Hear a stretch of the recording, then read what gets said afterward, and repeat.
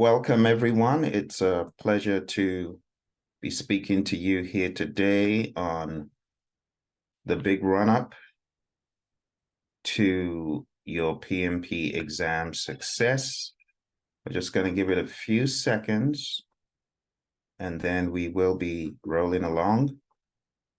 But we have approximately 29 more days to the end of the year. And my question to you is, what are you doing to get PMP certified in 2023, if that was one of your goals? Because I know some of you were working pretty aggressively in the beginning of the year, the middle of the year, and then you just seem to have tapered off. It seems like you ran out of gas and you're not really pursuing it as vigorously as you were in the very beginning. Well, I want to encourage you to not relent in your efforts to get PMP certified. First and foremost, this channel is available to provide you with situational questions and a whole lot of training. I have over 3,000 hours or 3,000 videos. Hours is debatable. 3,000 videos, probably thousands of hours though, of content. I also have a number of podcasts to help you.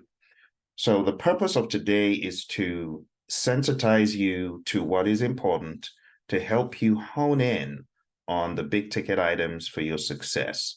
So let's first of all establish what the exam is based on and what you should be doing on a daily basis.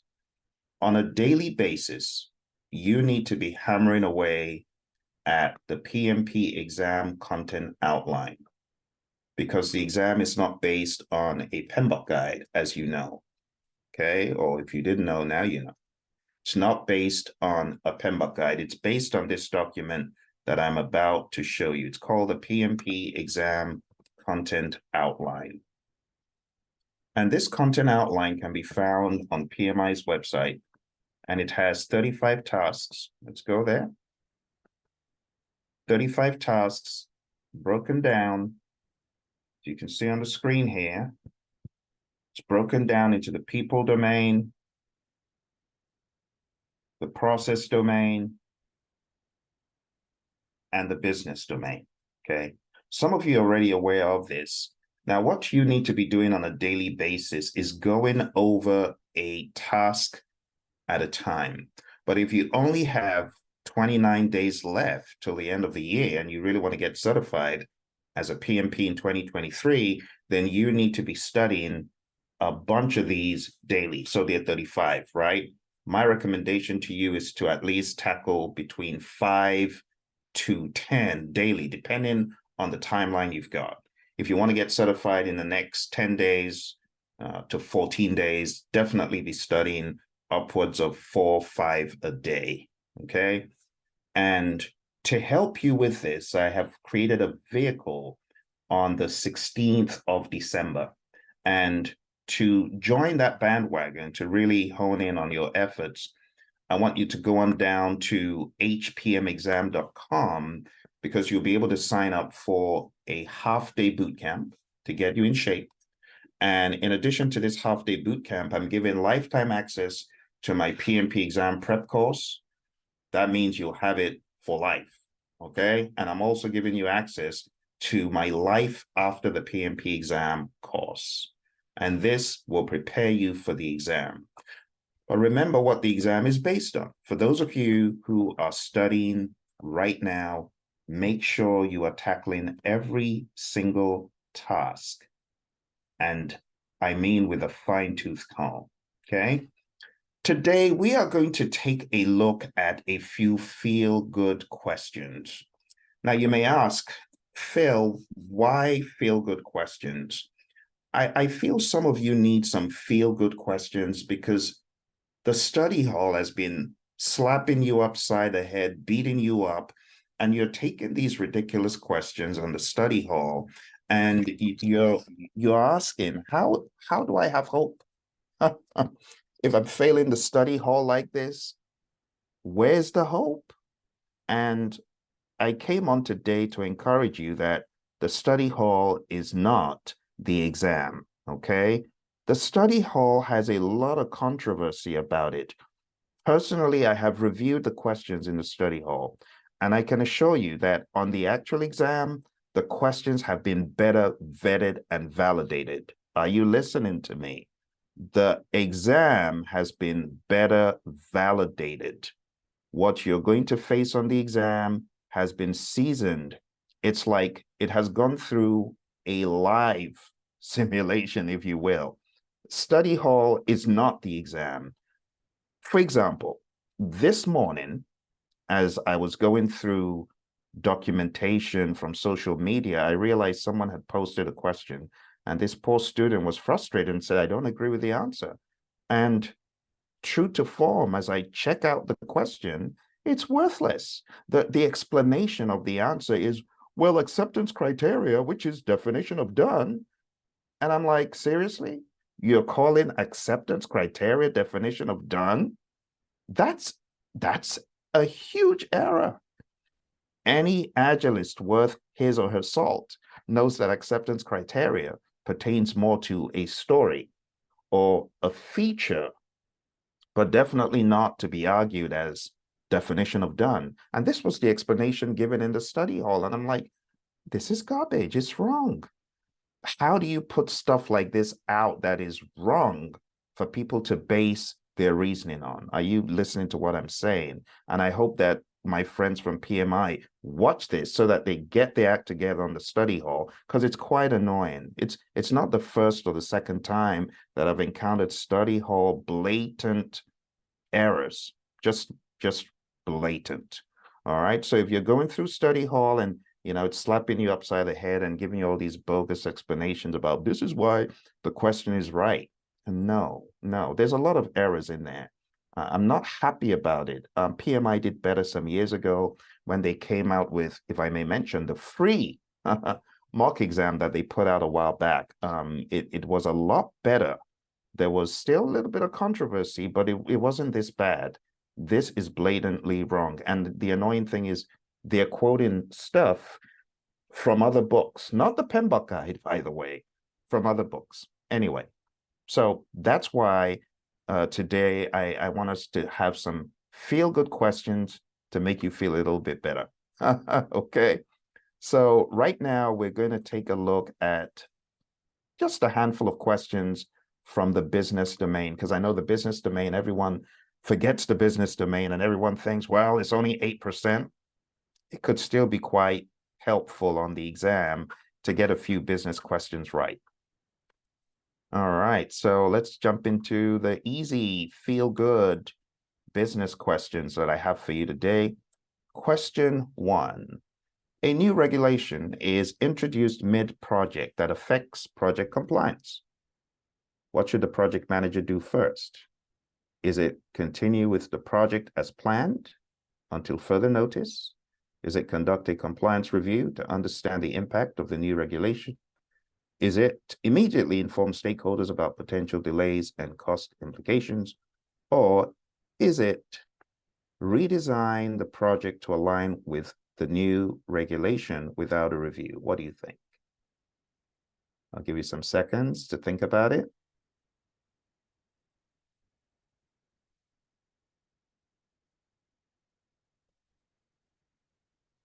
All right, for those of you that are just come in, as I said in the beginning, hpmexam.com is your one-stop shop for training half-day boot camp. So go on down there and check out the 16th of December. We're having our half-day boot camp. And when I say half-day, I'm basing it on the 7-hour workday. So go on there, check it out, and see if that will help you to conquer the beast in 2023. We're going through the entire people, process, and business domains. All right, have you chosen an answer now? Good. Let's go ahead and take a look at the options. Continue with the project as planned. Even though there's a new regulation, we probably shouldn't do that, right? Conduct a compliance review to understand the impact of the new regulation. Doesn't sound like a bad option. Immediately inform stakeholders about potential delays and cost implications. Would you do that immediately without actually better understanding what is at play. And D, redesign the project to align with the new regulation without a review. That doesn't sound right. So the answer, my friends, is B. Conduct a compliance review to understand the impact of the new regulation. It makes sense to do that, right? Don't continue as planned. Don't go to stakeholders prematurely without understanding the full impact. And redesigning the project without a review could lead to unnecessary changes. I told you they were feel-good questions, all right? So I hope you got that one correct. All right, let's go to question 2. Business domain task 1. It says, during an audit, it was found that a part of the project is non-compliant with organizational standards. What is the project manager's best course of action? I'm going to give you some time to think about it.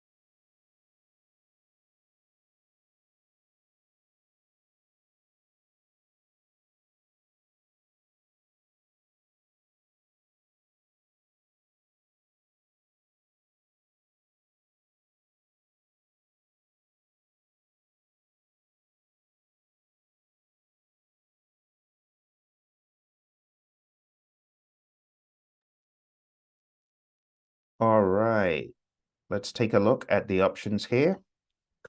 Address the non-compliance issue immediately, even if it impacts the schedule. Wait until the next phase of the project to address the compliance issues. Document the non-compliance and continue with the project plan, or discuss the non-compliance in the next stakeholder meeting. Some of these would be too late. And some of these will be too early, okay? So waiting until the next phase, discussing it in the next stakeholder meeting, and just documenting it, those are concerning, right? So the best answer here, my friends, is to go ahead and address it, even if it impacts the schedule, okay? We have just a couple more questions for today, my friends, and then I'll give you some additional advice for your exam in 2023. Let's take a look at question 3. Following a legal document review, a project team member is unsure about the legal requirements of a project deliverable. What should the project manager do?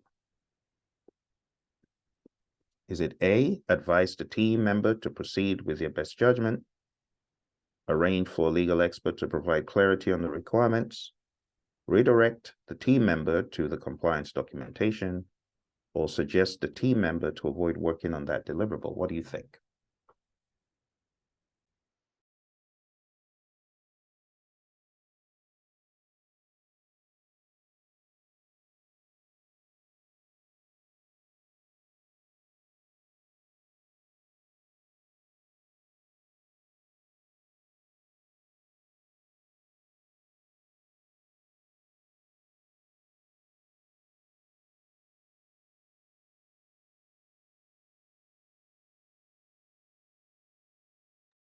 All right, let's take a look at the answers, my friends.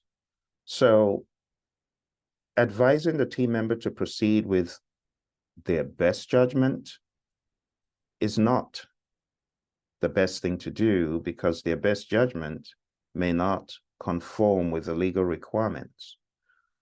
Arrange for legal expert to provide clarity on the requirements. Doesn't sound like a bad thing to do, but let's check the other options.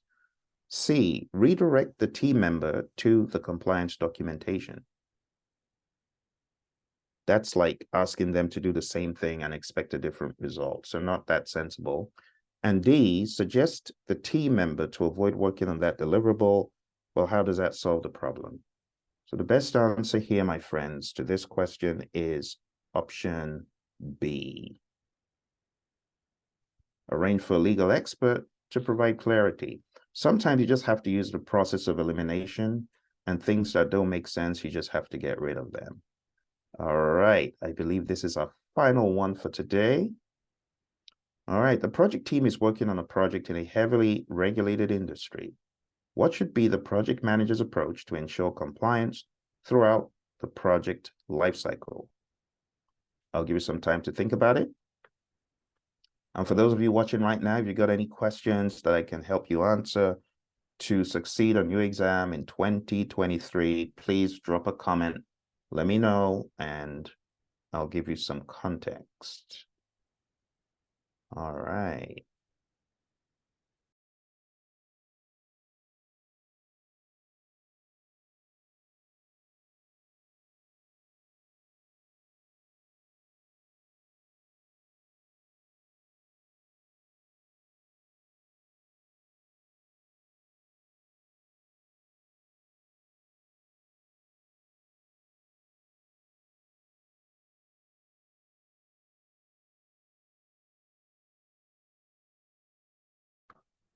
Let's take a look at the options here. So, to ensure compliance throughout the project lifecycle, should we regularly review and update the project plan for compliance, or focus on project execution and deal with compliance issues as they arise? Should we delegate compliance responsibilities to a dedicated compliance officer, or assume compliance based on the initial project plan? All right, well, the best answer, my friends, is not to delegate to a compliance officer, okay? Neither is it to assume compliance based on the initial plan. That's presumptuous, and C might lead to additional scope. Just getting that compliance officer, especially if they don't already exist in the firm. So it boils down to A and B. What do you think? Burying your head in the sand is never the best option, and therefore the answer is A. You want to regularly review and update the project plan. B might miss compliance issues, and delegating to a compliance officer does not absolve the project manager of responsibility. You know, the PMI want you to be accountable for these things. All right, well, that's that. We took a look at task 1 in the business domain, and we covered 4 questions. And before we go, I want to give you a general high-level idea of how to approach the exam, okay? So I call this the PMI, pun intended, of understanding. So it's a study tool, okay? And I'm just going to go past some of these questions here. I have shown these prior on this channel. So let's go straight to the eye of understanding. Here we go. Okay. So with the eye of understanding, I need you to go into the exam understanding that PMI will give you questions that are built around some sort of product life cycle. And the product life cycle is analysis, design, develop, test, and implement. And this is not just software. This is any industry, right? You're going to have these to deal with in any industry. Analyze what needs to be done, design what the product is, develop the product, code, test, whatever, and then implement. So that's a base that your questions will revolve around. On top of that, you need to understand the 10 areas of knowledge, not because the PMI is going to ask you questions rote, but because this will help you understand the context of the question. The question is going to come from one of these knowledge areas typically. It's going to be either an integration thing, which deals with the high-level view of the project, the vision of the project, the business aspects of the project, or it's going to be scope, schedule, or cost-related, or quality-related, or resource, communications, risk, procurement, or stakeholder management related. So you got to understand that your project is cocooned in a lot of these areas, right? And then you have the 5 process groups of initiating, planning, executing, monitoring, and controlling, and closing. So at any point in time, it's like this. Watch this. It's like this. Your exam is going to point to one of these areas, maybe one of these other sub areas, and maybe one of those. So at all times, you got to be thinking, where am I? Am I in analysis, thinking about the schedule, and doing some monitoring and controlling at the same time? Or is it just a straight, I'm in integration, initiating, and doing some sort of overall initial analysis? You need to be able to see yourself, see the question, and where you are, right? Ask, where am I? Where am I in this grand scheme? All right.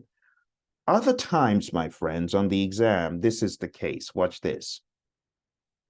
Watch this. Other times, you could have a triple whammy or a double whammy, right? You could have a scope, risk, resource, executing based implementation question. Do you see why this eye of understanding is so important? Now, what makes the eye complete is when you truly realize that all of these questions are centered on your problem-solving ability. That's it. It's your problem-solving ability. It's all about how well you're able to solve problems. And the problem that you're faced with needs to be, one, defined. You need to really understand what the problem is. And sometimes to understand what the problem is means you got to break it down into smaller pieces. So defining a problem is not just stating, oh, there's a problem with schedule. No, that's not enough. You need to really break it down to understand what exactly the problem is, which means you may have to break it down into finer pieces. After you have understood the problem, you identify what is causing it. There's a difference between understanding the problem versus identifying the root cause. If you're able to identify the root cause from the question, better your chances of answering it successfully. The next thing to do is to generate alternatives. Now, this has to be very quick because when you encounter a question on the PMP exam, don't forget, you have roughly 75 seconds per question. So within that time frame, you need to have understood the question, defined the problem, identify what the root cause is, and in your head, preferably, train yourself to generate alternatives. And all of this has to come from your taking copious questions, good questions, situational questions daily, right? Then you got to choose the best alternative. So if you take a look at the 4 options so far, the 4 things, this has to be done in under 10 seconds, right? You should have read the question, you should have defined a problem, identified the root cause, generated alternatives, and you need to train yourself to choose the best alternative quickly, not waffling. You got to just go with your gut. You got to go with the understanding you have, no matter how limited, but you just got to go with it, because if you don't, your 75 seconds is toast. You then, at the end of the day, are going to spend 90 to 120 seconds. You don't want that. You don't want that. So you got to train yourself to answer questions quick and decisively.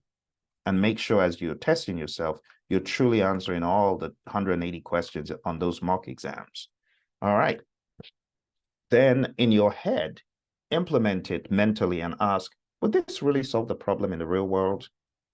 And lastly, you want to verify, is this the best option? But there's a difference between verify versus second guess. I'm not saying second guess. Don't second guess yourself. Just do a quick mental check. Does this truly solve the problem? Does it solve the real problem? Okay. And don't read sloppily, because you may miss certain keywords. The keywords help you avoid the traps. Okay. So on every question, there are keywords. And if you're focusing on the keywords, you'll do a lot better. If you miss the keywords, then it's very easy to get questions wrong. Like one of the questions I showed you, it said, without doing any analysis. And that was at the end. So the first part of the option sounded good until it said, without doing any review or any analysis. Now, little things like that at the end of options make them wrong. Okay. So this is what you need to do, my friends. You need to define the problem. And as I said, sometimes you got to break it down even further, break down the question even further. And then sometimes you may need to gather more data before you truly understand the problem. Sometimes questions are like that. They're staggered and loaded with more data towards the end of the question that will help you better understand it. Okay. And like I said, sometimes you have three things aligning, like I'm showing you here. You have an alignment of those, or you may have this and maybe something else, really depending. Okay. But I want you to go in there with an open mind, with a prepared mind to face whatever the PMI gives you, and to know that the actual exam, my friends, the actual exam is not like the dreaded study hall that many of you are crying about. The study hall is crushing me, it's breaking me. No, no, no, no, no. Don't let study hall do that to you. And honestly, if I were you, my friendly advice would be to stay away from it as much as possible. As much as possible. I'm not a fan. I have to be honest. I don't like what I've seen. It's demoralizing, and it's a lot of the questions are not entirely right. Some of them are great, but it's like a toss-up. And I wouldn't like you to base your exam on a toss-up, because some of the questions are absolutely wrong. Anyway, with that said, for those of you getting ready for the exam in 2023, and you're like, oh my goodness, December is upon us. How do I get certified? I want you to go on down to hpmexam.com, okay? I want you to check out the course. You're going to get a half-day live bootcamp with me, okay? You're going to get lifetime access to my PMP prep course, and you're going to get lifetime access to my coaching program on life after the PMP exam. And it's on demand, and you're able to access this at any time, as long as you like, right? So go on down to hpmexam.com, sign up for this program. You'll be glad you did, and I'll see you on the 16th of December. And if you have any questions, put them in the comments below. All right. Thank you very much for joining me today, my friends. I wish you all the very best on your exam, in everything that you're doing, everything you're working on. For those of you who got certified on my watch, congrats. I truly wish you all the very best on your PMP journey.